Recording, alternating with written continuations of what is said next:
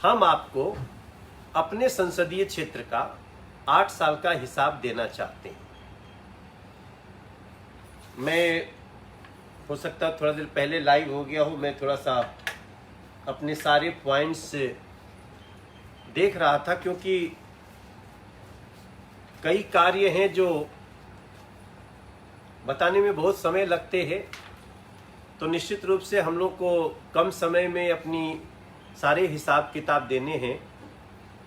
लेकिन मैं कोशिश करूंगा कि जो और भी बातें हैं उनको मैं आपके सामने रख दूं, जो कहने को तो छोटी हैं लेकिन है बड़ी महत्वपूर्ण। मैं आप सबको याद दिलाना चाहता हूं, मैं 2014 में पहली बार उत्तर पूर्वी दिल्ली का सांसद बना। मेरे पास कोई ऐसा शब्द नहीं है जो मैं उत्तर पूर्वी दिल्ली के लोगों का कर्ज कैसे उतार सकता हूं, क्योंकि मैं बिल्कुल वहां के लिए नया था नया आया था, और लोगों ने मुझे जो प्यार दिया वो मैं कभी भूल नहीं सकता। तो जब मैं 2014 को नॉर्थ ईस्ट दिल्ली की गलियों में, जहां पहले हमसे पहले जब हम आए थे तो उसमें जयप्रकाश अग्रवाल जी सांसद होते थे, और उसके कुछ समय पहले जब पूरी वो लोकसभा ईस्ट होती थी तो संदीप दीक्षित जी भी, शीला दीक्षित जी के, स्वर्गीय शीला दीक्षित जी के बेटे, वो भी वहां के सांसद होते थे।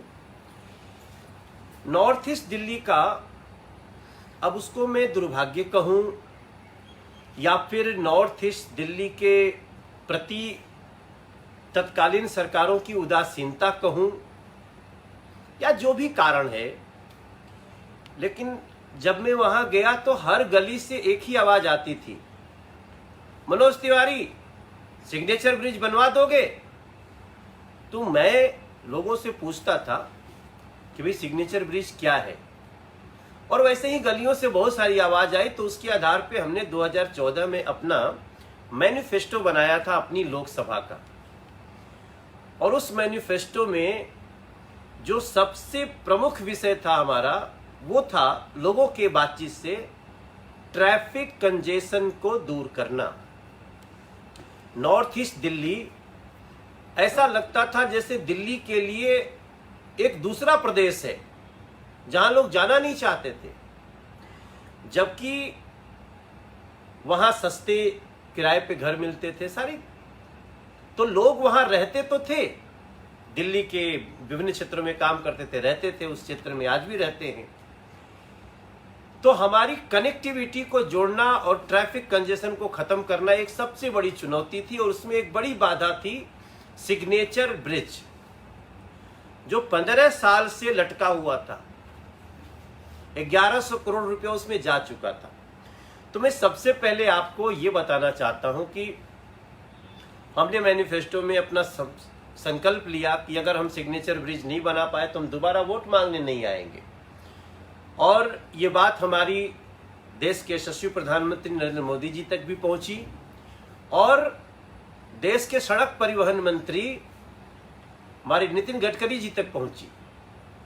और जब मैं 2014 में सांसद बना तो राष्ट्रपति शासन था, याद रहना चाहिए आप सभी को। राष्ट्रपति शासन के कारण सब कुछ अपने नियंत्रण में था, और मैंने उस 10 महीने में लगभग 61 करोड़ रुपए दिलवाकर सिग्नेचर ब्रिज का रुका हुआ कार्य शुरू करवाया, और एक निश्चित अवधि में उसको पूरा करवाया।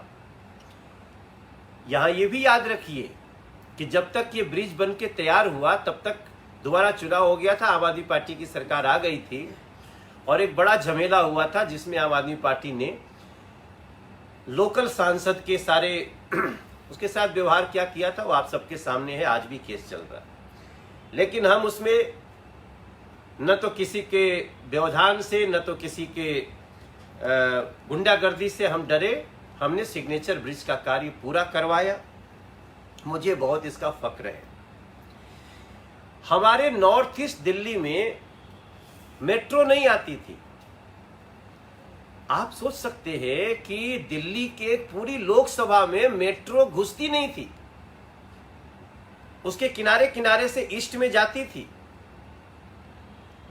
हमने उसको एक चुनौती के रूप में लिया और हमने न सिर्फ मेट्रो को अपने लोकसभा में लाया बल्कि मेट्रो को शिव विहार होते हुए उत्तर प्रदेश के बॉर्डर तक पहुंचाया, जिससे हमारे क्षेत्र के लोगों को जो खुशी हुई वो मैं शब्दों में नहीं बता सकता।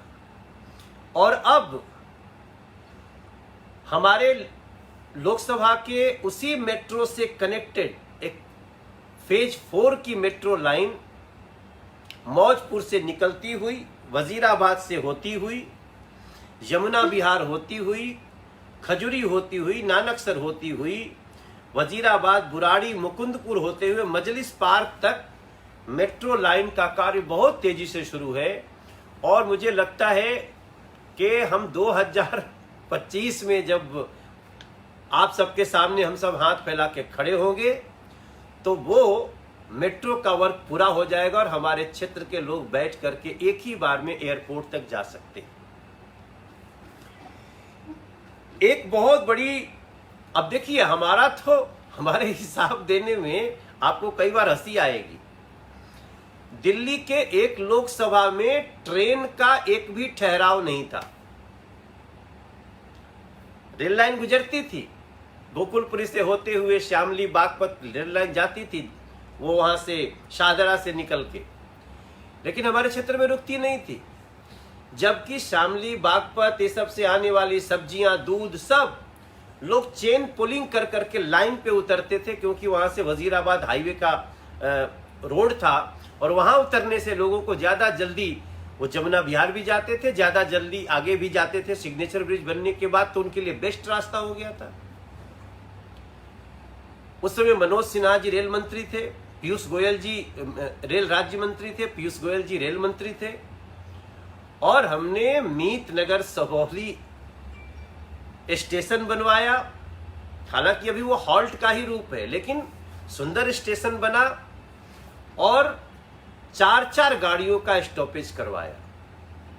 उसकी खुशी ऐसी थी कि जब हम लोग वहां पे स्टेशन का उद्घाटन करने गए थे तो कम से कम 20 से 25 हजार लोग इकट्ठे थे और रेलवे के अधिकारी आश्चर्य में थे कि ये क्या खुशी है जिसके कारण इतने लोग आ गए। हम तो बड़ी बड़ी 4-4 हजार करोड़ के प्रोजेक्ट पूरा करते हो, लोग इतने नहीं आते। तो आप उसका महत्व समझ सकते हैं। जब हम 2014 में सांसद बने थे मेरे भाई बहन, तो हमारे क्षेत्र में उस समय तक बिजली कभी भी 7-8 घंटे और 7-8 दिन के लिए कट जाती थी।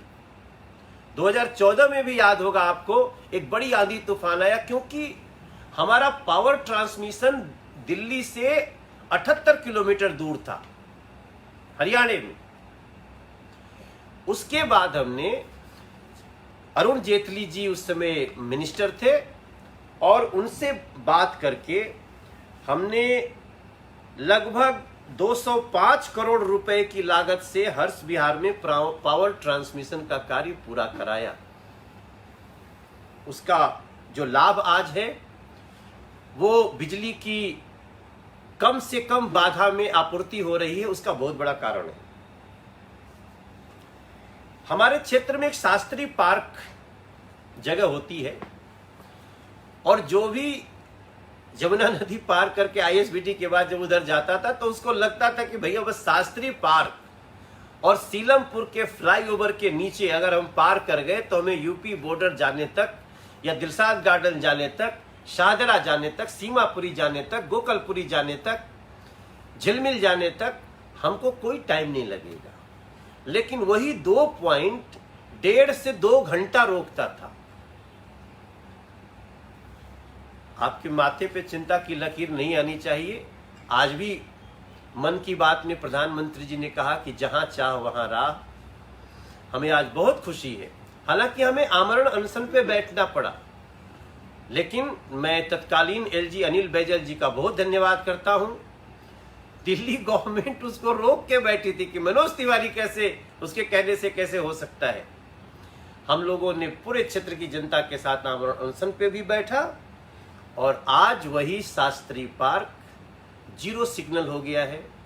सीलमपुर के फ्लाईओवर को डबल कर दिया है, और जो रास्ता कल डेढ़ डेढ़ दो दो घंटे का बाधा होता था, अब वहां 1 मिनट भी नहीं रुकना पड़ता है।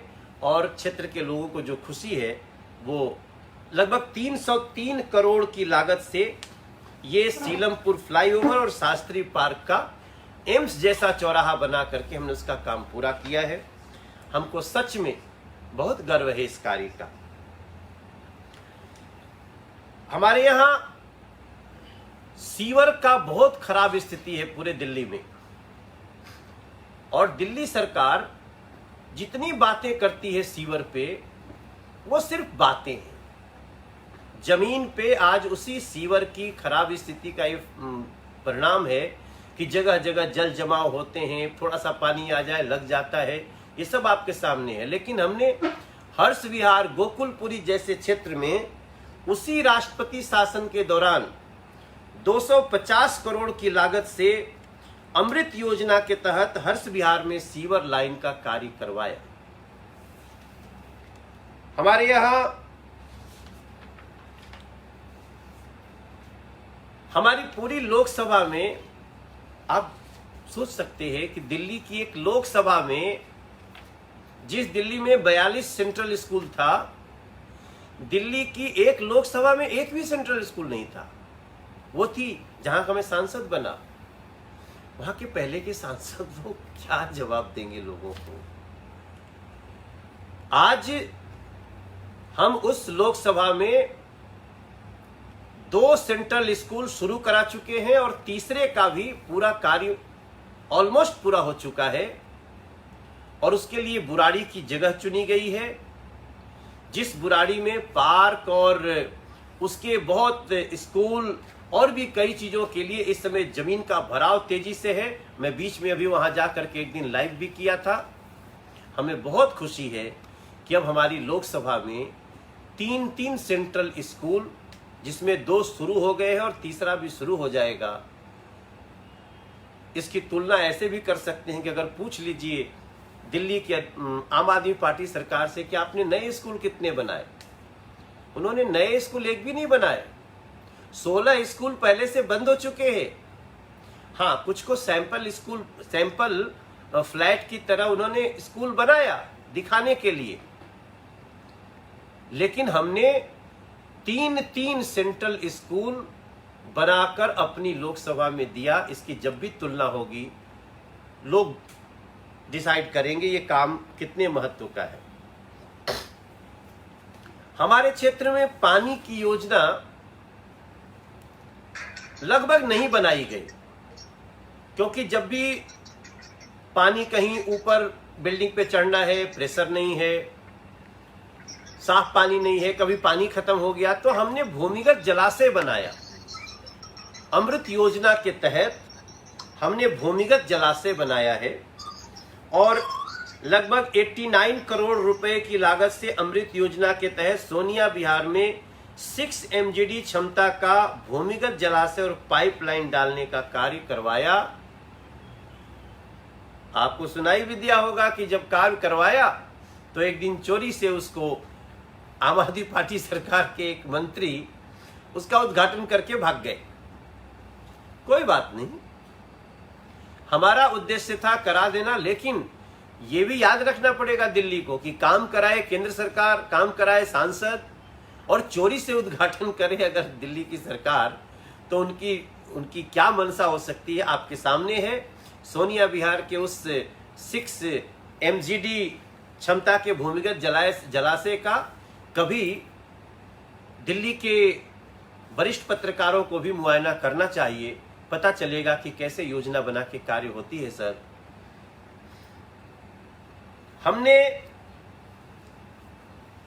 हमारे यहां एक झील पार्क है वेलकम में। अब नाम तो था झील पार्क, झील पानी का कहीं नामो निशानी नहीं था। वो 22 एकड़ में झील पार्क है। आज हमने नालों के पानी को शोध करके अमृत योजना, केंद्र की अमृत योजना के तहत उसको 19 करोड़ रुपए लगा करके आज हमने एक ऐसा सुंदर जगह बनाया है झील पार्क, जहां आप आएंगे तो आपको पूरे दिल्ली की अपेक्षा एक यूनिक प्लान मिलेगा, जहां नालों के पानी को हमने साफ करके और ये तालाब तैयार किया। आज विदेशी पक्षी उसमें आ रहे हैं। बहुत जल्दी वहां पे खुला एम्फी थिएटर और बहुत सारी चीजें हम लोगों को बना के दे रहे हैं। मैं समझता हूं वो पूर्वी दिल्ली, उत्तर पूर्वी दिल्ली का एक ऐसा सेंटर है जिसमें जाने के बाद लोगों को बार बार जाने का मन करेगा। 44 करोड़ रुपए की लागत से अपने संसदीय क्षेत्र में 20 जगहों पर बायो टॉयलेट बनवाए हैं, डीआरडीओ के द्वारा बनवाए। लेकिन ये 20 जगहों पर डीआरडीओ टेक्नोलॉजी के साथ जो लगाए गए हैं बायो टॉयलेट, आज लोगों को जो खुशियां दे रहे हैं वो उसका उपयोग करने वाला जानता है। 48 करोड़ रुपए की लागत से अमृत योजना के तहत वजीराबाद में भी हमने एसटीपी प्लांट का कार्य शुरू कराया। 70 करोड़ रुपए की लागत से अमृत योजना के ही तहत वजीराबाद क्षेत्र में WWTPM सीवर लाइन का कार्य किया जा रहा है। इन कार्य को कराने के लिए भी एक योजना बनती है, योजना करनी पड़ती है, लोगों को प्रोत्साहित करना पड़ता है। हम सबको बेईमान समझ के काम नहीं करते। जो अच्छे लोग काम करने वाले हैं उससे इस काम को आगे बढ़वाते हैं। हमारे यहाँ एक सभापुर गांव है, सोनिया विहार के पीछे है। उसको मैंने आदर्श गांव के रूप में भी लिया। मैं भी मानता हूं कि मैं 100% काम नहीं कर पाया हूं, उसमें 80% तक हम काम किए हैं, क्योंकि दिल्ली सरकार हम लोगों के साथ सहयोग नहीं करती है। लेकिन उसके बाद भी 10 करोड़ रुपए की लागत से सभापुर में सोनिया विहार टोल टैक्स से सभापुर गांव तक के सड़क का निर्माण कराया, जो लोगों की बहुत आवश्यकता है। खुशी की लहर है। 142 करोड़ रुपए की लागत से वजीराबाद से भोपरा बॉर्डर तक सिग्नल फ्री कॉरिडोर बनाने का कार्य शुरू है। जो लोग अभी जैसे सिग्नेचर ब्रिज से आप गए और खजुरी वाले ब्रिज से जब आप नीचे उतरते हैं तो अचानक आपको जाम में फंसना पड़ता है। भजनपुरा के जाम में साल से 1.5 साल में हम किसी को वहां पे जाम में नहीं फंसने देंगे।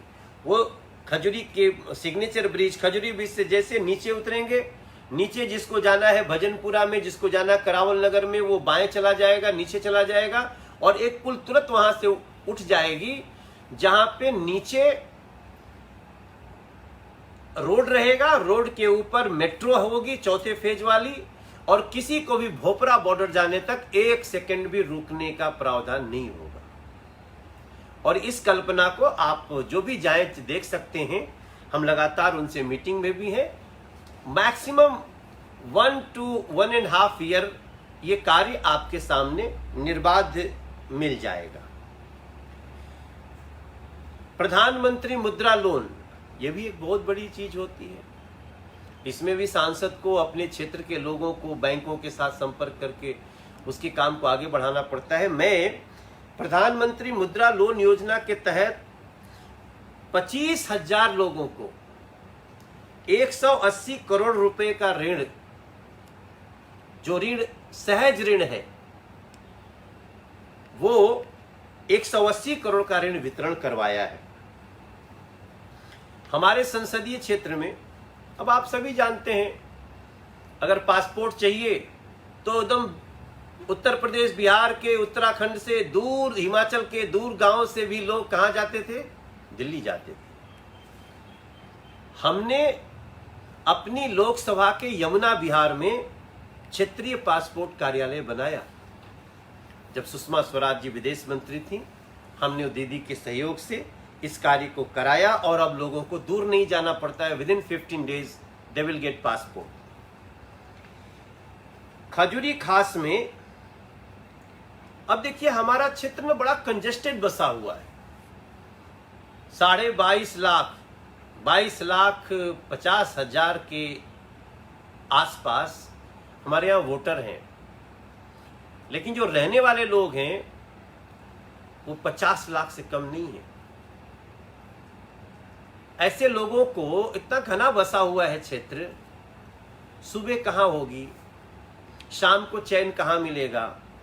तो मैंने ऐसी ऐसी जगह जो लोग कब्जा कर रहे थे उसमें घुस घुस के, हमारे कुछ साथी है जो हमारे साथ काम करने वाले जो लड़के हैं, उन लोगों के बल पे हमने कई कब्जा होती जमीनों को छुड़वाया और पार्क बनाने का काम किया है।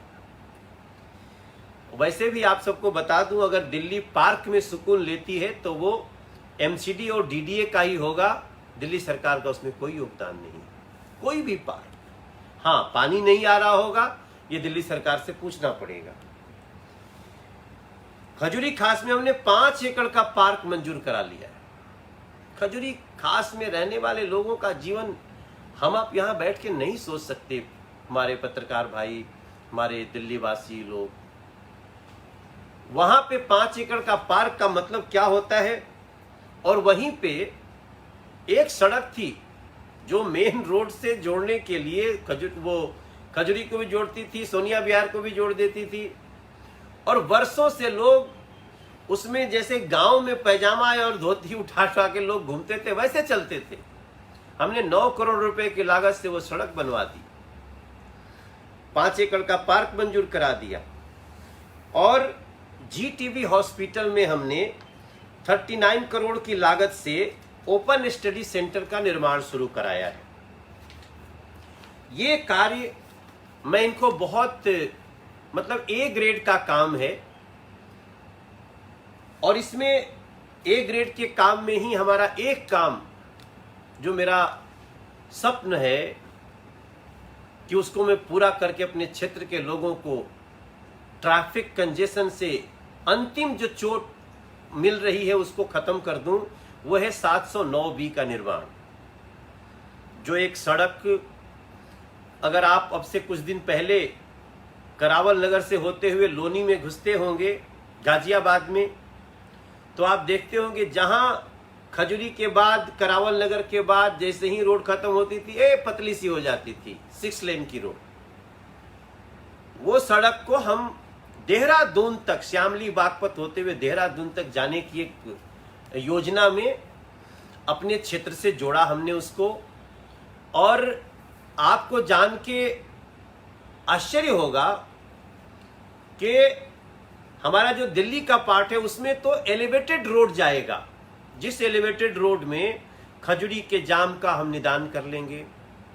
सिग्नेचर ब्रिज से आने वाले लोगों को कैसे बाएं जाना हो तो उसका निदान हो जाएगा, सामने जाने का निदान तो तुरंत दे देंगे।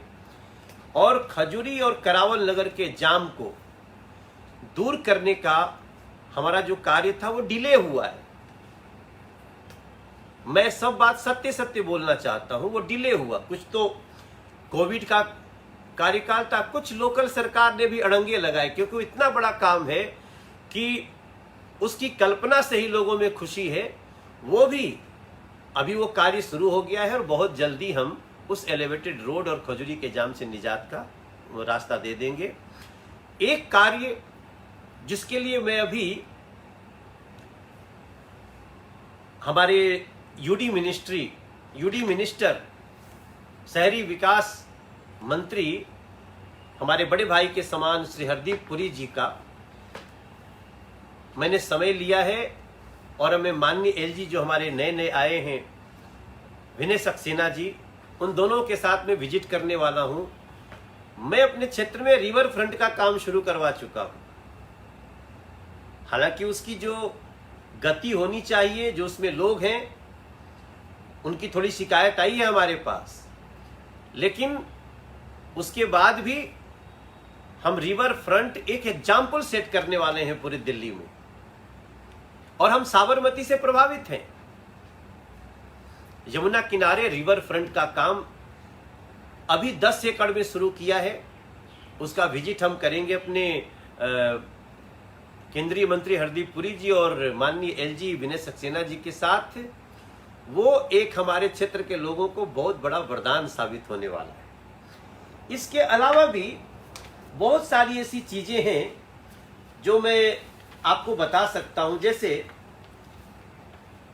क्राइम से रोक, क्राइम पे लगाम, उसके लिए इस दिल्ली में सीसीटीवी का वादा किया गया था, लेकिन जो सीसीटीवी का वादा दिल्ली सरकार ने किया वो सीसीटीवी या तो लगे नहीं, और लगे भी हैं तो काल्पनिक है, उसका पुलिस को कोई फायदा नहीं होता है।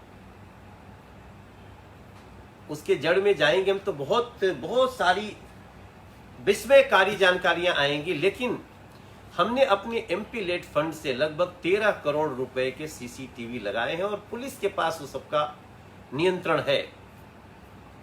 वो एक चुनौती भी है, कैसे उसको ठीक रखा जाए, उसमें आगे हम बढ़ रहे हैं।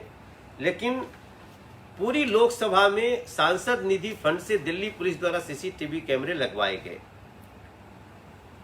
2 करोड़ की लागत से लोकसभा क्षेत्र के लिए एमसीडी स्कूलों की निगरानी रखने के लिए सीसीटीवी कैमरे लगवाए हमने। 2 करोड़ रुपयों की लागत से बुराड़ी एवं तिमारपुर विधानसभाओं के सभी एमसीडी स्कूलों में सांसद निधि से और सीसीटीवी लगाए। 80 लाख रुपए की लागत से नॉर्थ ईस्ट के भजनपुरा के मार्केट में सीसीटीवी कैमरे लगवाए गए। 32 लाख रुपए की लागत से मुखमेलपुर वार्ड में सीसीटीवी कैमरे लगवाए गए। 25 लाख रुपए की लागत से दिल्ली विश्वविद्यालय के श्यामलाल कॉलेज में सीसीटीवी कैमरे लगवाए गए। 11 लाख रुपए की लागत से वार्ड नंबर 7 नथुपुरा की कई जगहों पर सीसीटीवी कैमरे लगवाए गए। 10 लाख रुपए की लागत से वार्ड नंबर 8 झड़ौदा में, 10 लाख रुपए की लागत से वार्ड नंबर 8 झड़ौदा में सीसीटीवी कैमरे, ये रिपीट हो गया, माफ चाहूंगा। 8 लाख की लागत से नॉर्थ ईस्ट दिल्ली के गोंडा विधानसभा क्षेत्र में। तो इन सब के साथ साथ हमने लाइट्स लगाने का भी बहुत बड़े स्तर पे काम किया है, और उसके लिए हमारे पार्षद थे उनको हमें थैंक्स करना पड़ेगा। वो इस कार्य के लिए, लाइट्स लगाने के लिए, बैठने की जगह लगाने के लिए वो लगातार हमसे आते थे, क्योंकि ईडीएमसी का फंड का जो व्यवस्था था आप सबको पता ही है। 62 लाख रुपयों की लागत से सीलमपुर वार्ड में दूसरी पार्टी का निगम पार्षद होने के बाद भी हमने पार्टी पॉलिटिक्स के आधार पे भेदभाव नहीं किया। सांसद निधि से एचएमएल और एलईडी लाइट्स लगवाई गई। मेरे पास आ गया पार्षद किसी पार्टी का हो, और मैं ये बात अंडरलाइन करके इसलिए बोल रहा हूं कि अरविंद केजरीवाल जी को भी ये बात समझनी चाहिए। ये नहीं कि सांसद ने कह दिया तो आप बस सोच लो तो भाजपा का काम है। ये दिल्ली के चुने हुए प्रतिनिधियों का काम, दिल्ली के लोगों के लिए। 57 लाख रुपयों की लागत से वार्ड नंबर 43E की कई जगहों पर 12 मीटर के एसएचएम हाई मास्ट लगाए, लाइट पोल लगाए गए। इस तरह की 25 लाख रुपए से ज्यादा की लागत में जीटीवी नगर वार्ड नंबर 14N में लाइट्स उपकरण। 25 लाख रुपयों की लागत से लोकसभा के अंतर्गत लोनी क्षेत्र के एमआईजी फ्लैट्स में एसएचएम लाइट्स। 25 लाख रुपए की लागत से, अब ये 25 इसलिए क्योंकि हमें अपने फंड को निश्चित रूप से बांटना भी पड़ता है। अलग अलग जगहों पर वार्ड नंबर 14E में एलईडी स्ट्रीट लाइट्स लगवाई गई। इस लाइट्स की बड़ी श्रृंखला है, जो मैं कहूंगा तो शायद आपका समय खराब होगा। फैंसी लाइट्स, कई जगह हमने इसको लगवाया है, जो कि बहुत बड़ी संख्या में पढ़ने से, और इन सारी चीजों के साथ साथ हमने ओपन जिम बहुत लगवाए पार्कों में। 58,65,000 रुपयों की लागत से वार्ड नंबर, कई वार्डों में ओपन जिम, हमने ओपन एयर जिम लगवाए हैं, जिसमें आज भी जाता हूं और देखता हूं बहनें भी जिम कर रही हैं, बच्चे भी जिम कर रहे हैं। ओहो, बहुत खुशी होती है। और एक हमारे लिए चुनौती का काम है कचरे के पहाड़ को कम करना। आज मैं आपको ये बताना चाहता हूं, ये मोदी सरकार का प्रण है। अभी हमारी नॉर्थ डिस्ट्रिक्ट का मैंने दिशा कमेटी मीटिंग लिया, और चूंकि डायरेक्टली हमारी लोकसभा में कोई कचरे का पहाड़ है नहीं, फिर भी हम भलसुआ के पहाड़ को, हमारे बॉर्डर पे है, हंसराज हंस जी का क्षेत्र है, मगर वो हम सभी सांसदों के लिए एक चुनौती है। उस चुनौती को हमने स्वीकार किया है और हमने, मोदी सरकार का ये प्रण है कि इस साल तक इन पहाड़ को 1/4 कम कर दिया जाएगा। इस पे हम आगे बढ़ रहे हैं और उसको काफी कम किया गया भी है। अभी भी जो मेरी लास्ट दिशा कमेटी की मीटिंग हुई है उसमें जो रिपोर्ट थी उसमें हम लोगों ने कई रोड बनाने वाली कंपनियों के साथ जो बीच में एक अनुबंध हुआ था उसमें बहुत डिटेलिंग नहीं हो पाई थी। अब हम उसको वापस शुरू किए हैं और बहुत जल्दी इस कूड़े के पहाड़ का हम निदान निकालने की तरफ आगे बढ़ रहे हैं। इसके बाद अब चूंकि ओपन एयर जिम की मुखर्जी नगर में, रोहतास नगर में, हमारे यहाँ 35E वार्ड में, 51E वार्ड में, ये सारे हमने मुखर्जी नगर के सेंट्रल पार्क में, स्वीट लैंड पार्कों में, मुखर्जी नगर में जिम की व्यवस्था हमने कराई है। ये सारी चीजें हमने, याद रखिएगा, कोविड के 2 साल हमारे फंड नहीं आए, उसके बाद भी हमने ये काम किए। कोविड में हमने 2 साल के 10 करोड़ रुपए कोविड प्रबंधन में दिया गया। उसके बाद भी हम कैसे कहीं छोटे मोटे CSR से, कहीं DDA की सहायता से ये सब काम हम करा पाए हैं। और हमारा अगला जो भी लक्ष्य है वो लक्ष्य में सिर्फ हम 2 कदम बचे हुए हैं। एक एलिवेटेड रोड और दूसरा ये जो हम वजीराबाद का मेट्रो 4th का फेज को पूरा करना। मैं समझता हूं ये सब काम हमारी पीठ थपथपाने के लिए नहीं है। आप सबने हमें चुना है, हमारा ये कर्तव्य है कि हम ये आप सबको बताएं। और 2 साल हमारा 10 करोड़ रुपया हमें नहीं मिला, इसके बाद भी हमने ये सारा काम किया। और मैं अंत में सिर्फ एक जानकारी और दे करके, मैं स्पोर्ट्स पर्सन हूं। मैं अपनी विश्वविद्यालय की क्रिकेट टीम का कैप्टन भी रहा काशी हिंदू विश्वविद्यालय में। मेरी शिक्षा, ग्रेजुएशन हमने BA हिस्ट्री ऑनर्स में किया, सोशियोलॉजी पॉलिटिकल साइंस हमारा सब्जेक्ट रहा। उसके बाद मैंने शिक्षक की पढ़ाई पढ़ी। मैं शारीरिक शिक्षक हूं पढ़ाई से, bachelor of physical education, master of physical education.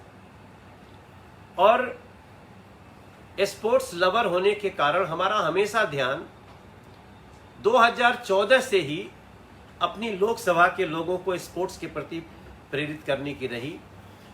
और मैं आपको बताऊं, हमने यमुना चैलेंज ट्रॉफी की शुरुआत की 2015 में।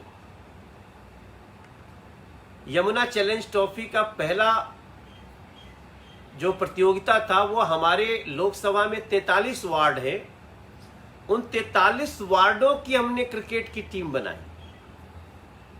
जब हमने बोला तो लोग आश्चर्यचकित रह गए कि इतना टीम कैसे आएगी, कौन बनाएगा। हमने कहा नहीं, हम बनाएंगे। और हमने भारतीय जनता पार्टी के मंडल अध्यक्षों को टीम का ओनर बनाना शुरू किया। जो हमारे भारतीय जनता पार्टी के मंडल अध्यक्ष हमेशा दूसरों के घर पे जाके बुलाते थे, भैया निकलो, भैया ये करो। हमारे वार्ड से लोग मंडल अध्यक्ष के घर जाते थे, माताएं जाती थीं, बहनें जाती थीं, मेरा बच्चा है इसको खिला दो, मेरा बाबू है इसको खिला दो, मेरा भाई है इसको खिला दो।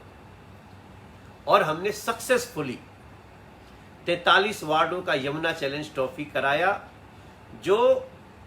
जिसके लिए डिस्ट्रिक्ट पार्क है नंदनगरी, उसको तैयार कराया। DDA के अधिकारियों ने भी बहुत सहयोग दिया। और उसका फाइनल हमने कहां कराया?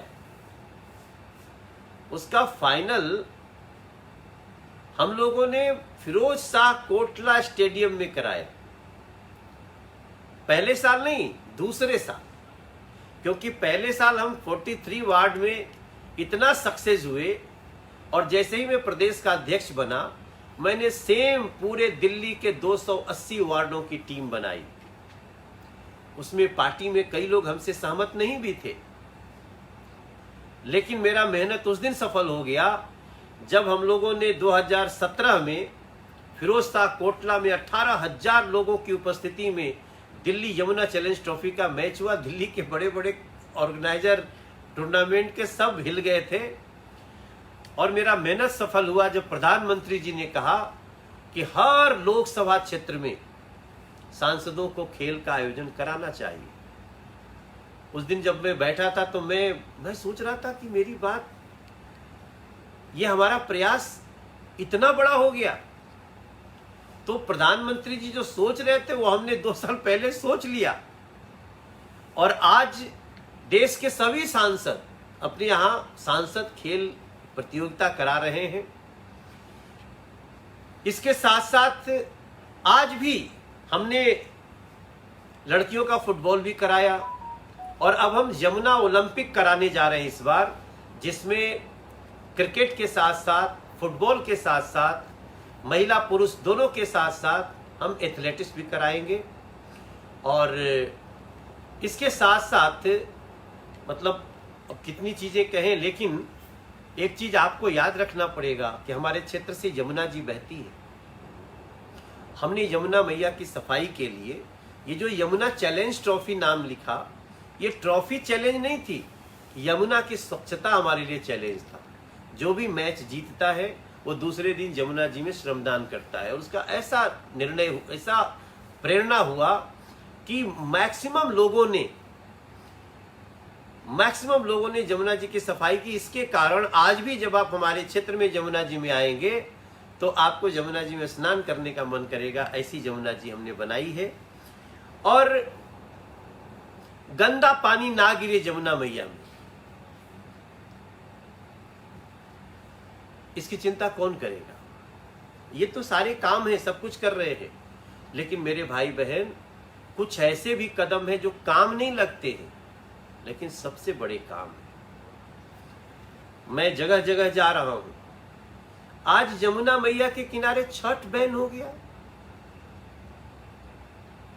छठ तो ऐसा त्योहार है जो नदियों को साफ करता है।